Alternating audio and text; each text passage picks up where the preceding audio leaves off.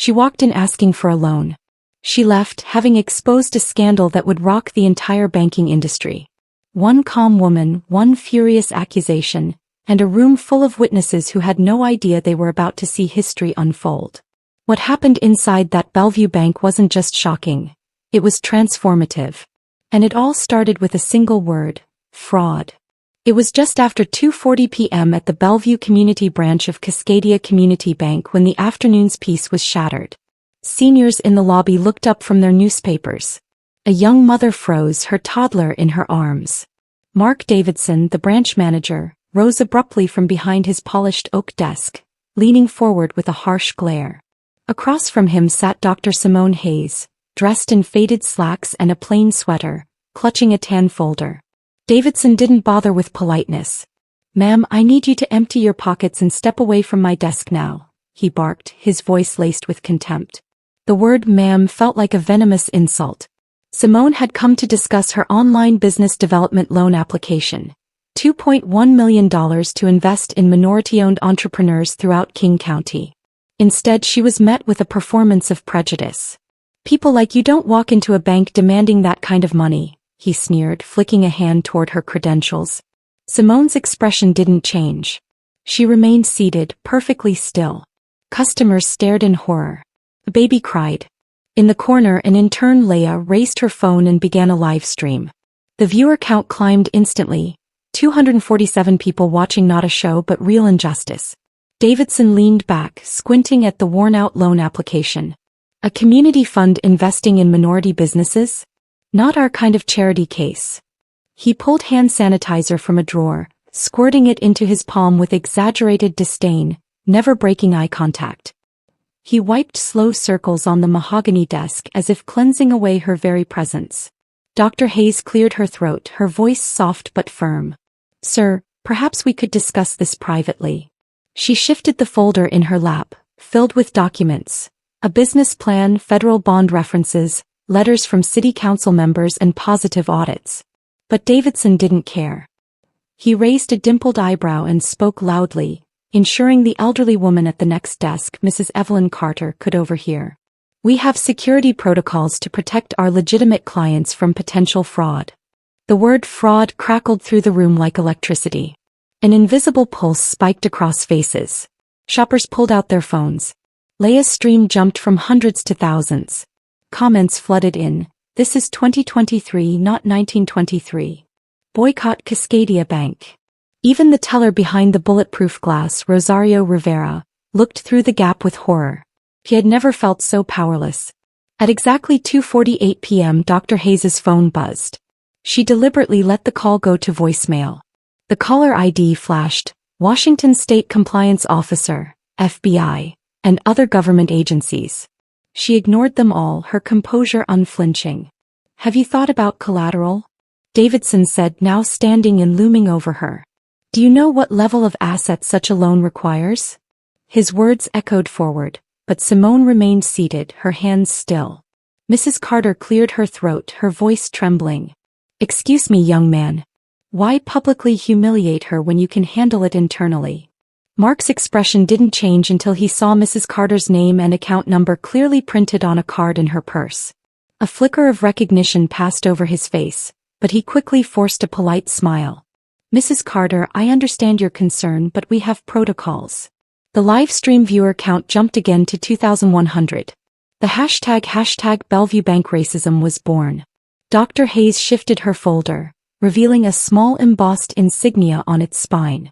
Davidson tried to hide a wince. This wasn't an act.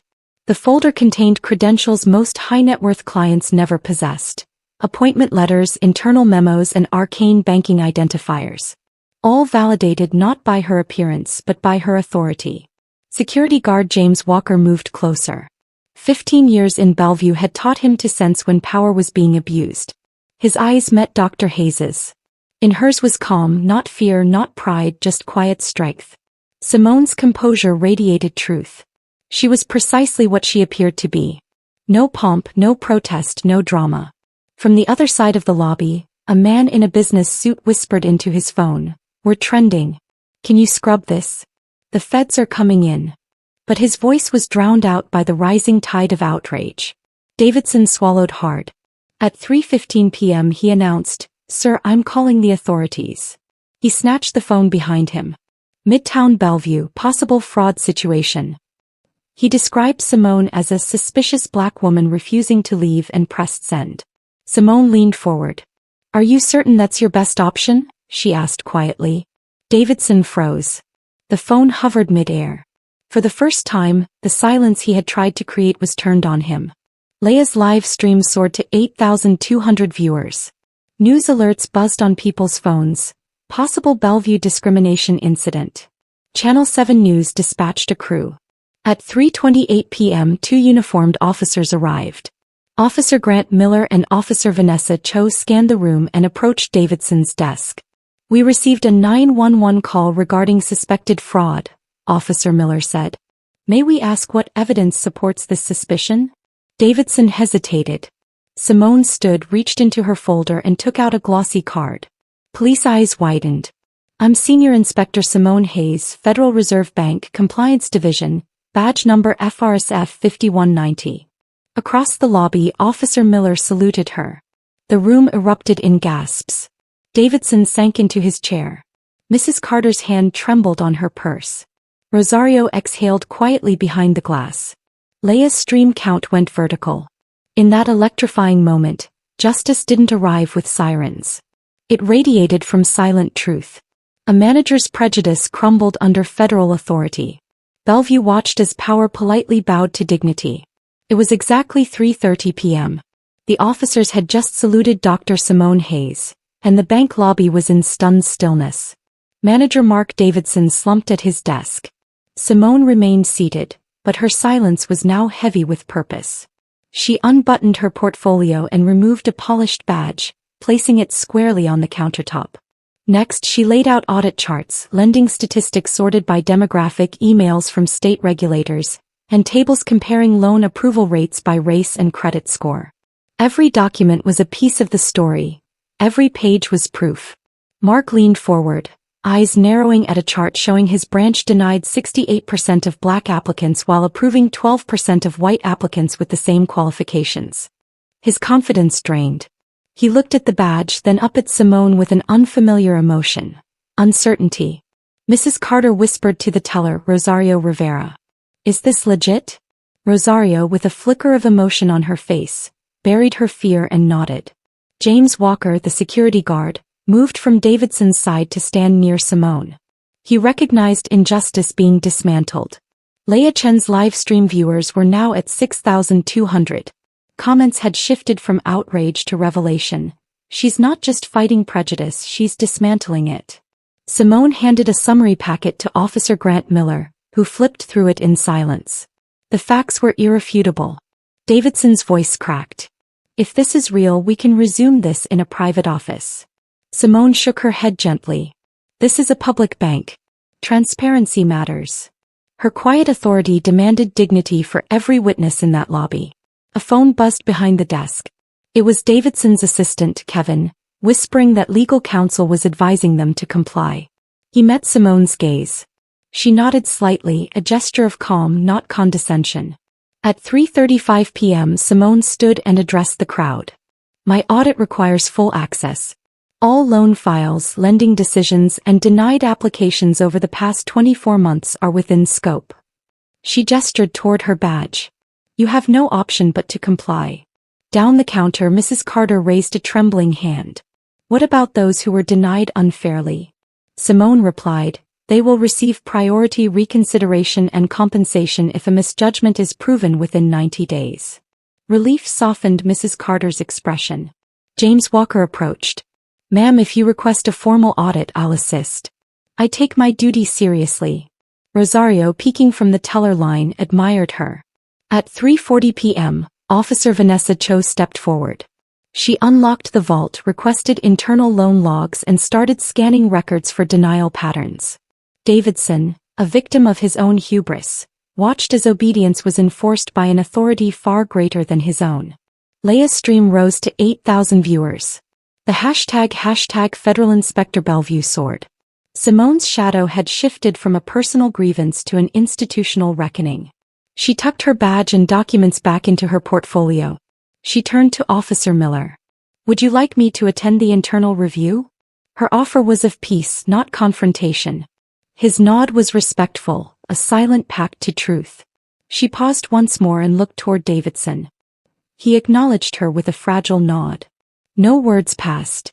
She didn't gloat. She didn't seek apology. She demanded change.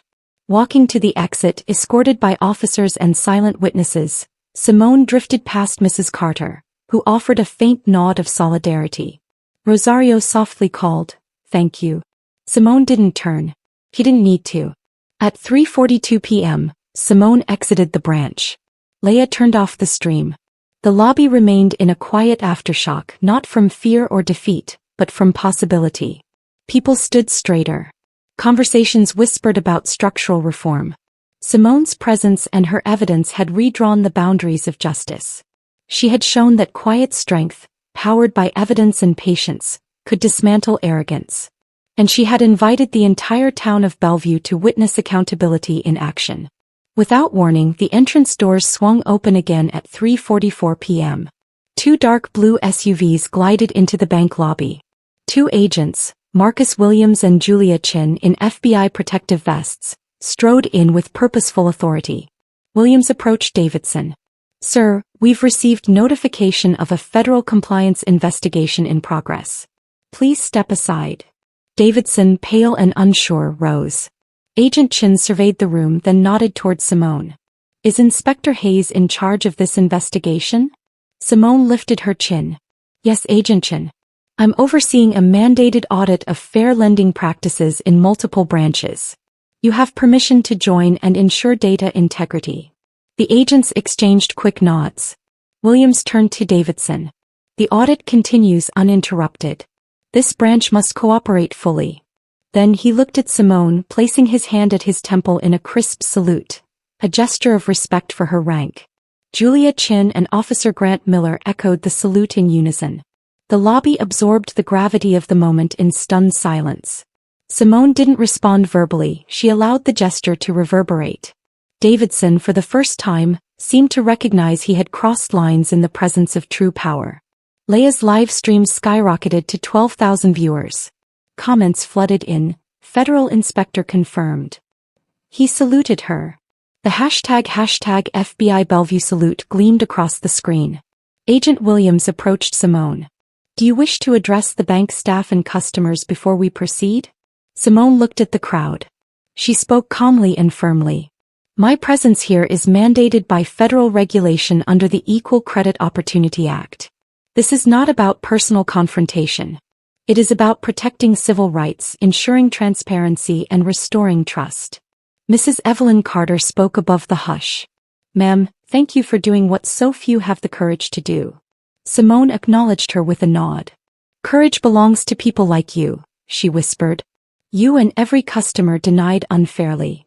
Agent Chin distributed sealed evidence forms to Rosario and other senior staff.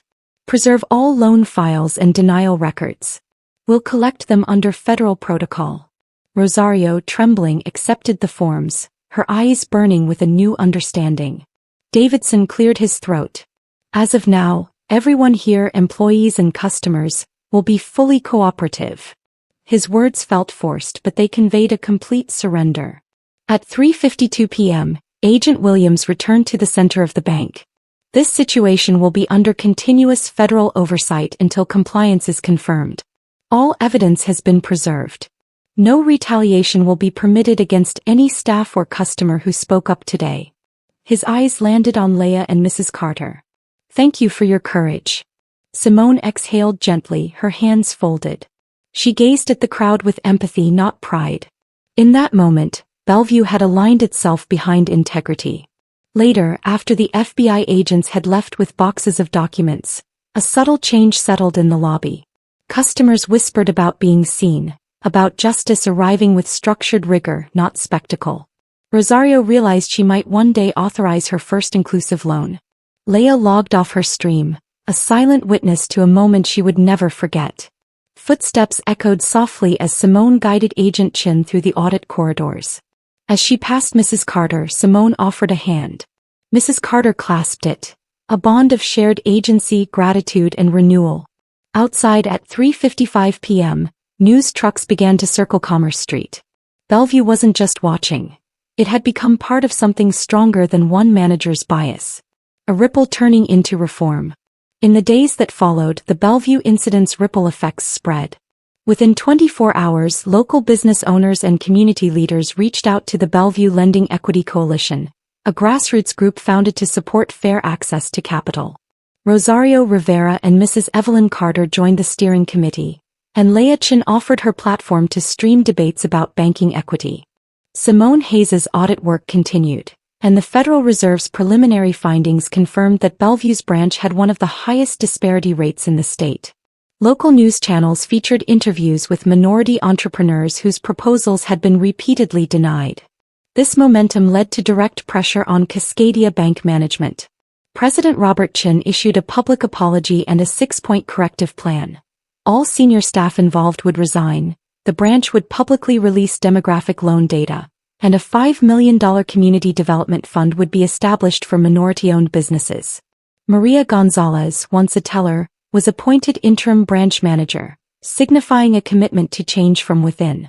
Bellevue City Council held a hearing where Simone testified on behalf of equitable banking. She advocated for an ordinance requiring all banks to annually report loan approval rates by race and credit score, and for the creation of an independent civilian review board. The resolution passed unanimously, making Bellevue the first American city to mandate real-time transparency in lending decisions at a local level. Simone's federal audit unearthed archived denial files.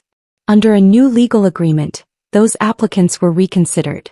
Within 6 weeks, more than 150 business owners received invitations to reopen their cases with waived fees. Several African American, Latinx, and Asian-owned small businesses that had been unfairly rejected were finally funded. Rosario, now a coordinator for the Bellevue Lending Equity Coalition, organized entrepreneur mentorship nights. Mrs. Carter opened her living room for weekly gatherings where former bankers, loan officers, and rejected applicants met to demystify financial jargon. Leah Chen's live stream footage became a case study in digital journalism ethics. She received a scholarship and started training young people on how to document ethically. "We don't just hold up phones anymore," she told students. "We hold up mirrors." Across the nation, banks responded. Within 2 months, many financial institutions adopted variations of Bellevue's new policies. The Federal Reserve issued updated compliance instructions, mandatory demographic tracking, internal civil rights grievance systems, and federally mandated bias training. Bellevue's scandal had become the model for systematic reform.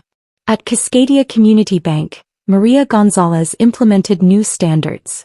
Every loan officer was required to complete anti-bias training quarterly. The bank's minority loan submissions jumped 63%, and customer satisfaction scores increased by 320%.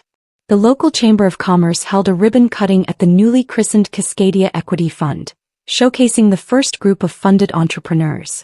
Simone Hayes became a keynote speaker at compliance conferences, insisting that justice was built through transparency and procedural integrity, not through anger. Mrs. Carter, now in her late 70s, continued attending monthly oversight meetings. The city named the Bellevue Equity Plaza after her, a small ceremony underscoring that ordinary voices can hold systems accountable. By the end of the quarter, more than 120 loans had been funded, creating 420 new local jobs. The ripple from Bellevue had become a wave. The scandal was no longer a crisis. It was the mechanism of transformation. 2 years later, Simone Hayes had been promoted to Director of National Banking Oversight. Her methods, an unannounced real-time demographic-focused audit, became known nationwide as the Hayes model. Maria Gonzalez, now managing 7 regional branches, held open office hours, calling it community banking the way it was always meant to be. Rosario Rivera led Bellevue's new Inclusive Finance Council. Mrs. Evelyn Carter spoke at congressional hearings, reminding policymakers that true change comes from responsibility, not guilt. And Leah Chin, now a full-time civil rights journalist, used her platform to train others on how to document ethically and amplify responsibly. "We hold up mirrors," she said. Simone herself remained elusive, turning down interviews and book deals. "The story was never about me," she said. It was about what people do when they believe no one's watching. Yet everyone was watching. From coast to coast, banks adopted anti-bias protocols. Customers who had been silent for years began speaking up. People remembered Bellevue. And they remembered one woman who, underestimated and alone, chose to remain seated with strength instead of rage, with dignity instead of fear. And in doing so she changed everything. Dr. Simone Hayes didn't set out to make history. She didn't arrive with a camera crew or a press release. She walked in quietly, armed with truth, patience, and a mission.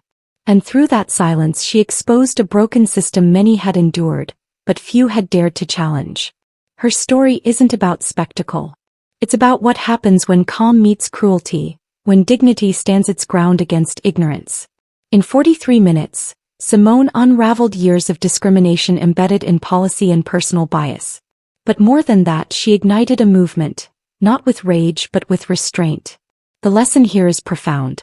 We must never underestimate the weight of our silence when it is used with purpose. In moments of injustice, your calm resistance can be more powerful than you know. Document. Speak truth. Stand your ground. Not to punish but to transform. Because systems don't change through anger alone. They change through accountability. And people like you are the accountability this world needs. So if this story stirred something in you, don't let it stop here. Share it with someone who needs to remember that dignity is strength. Comment with your thoughts, your experiences, your voice. Because stories like Simone's deserve to echo far beyond the walls where they began. And if you want to see more real-life stories that inspire courage, challenge systems, and celebrate resilience, then subscribe to this channel. Your support helps us keep telling the stories that matter. Stories that remind us that one quiet voice can move mountains. This is more than a video. It's a call to pay attention because one woman's silence shook an industry. Imagine what yours can do.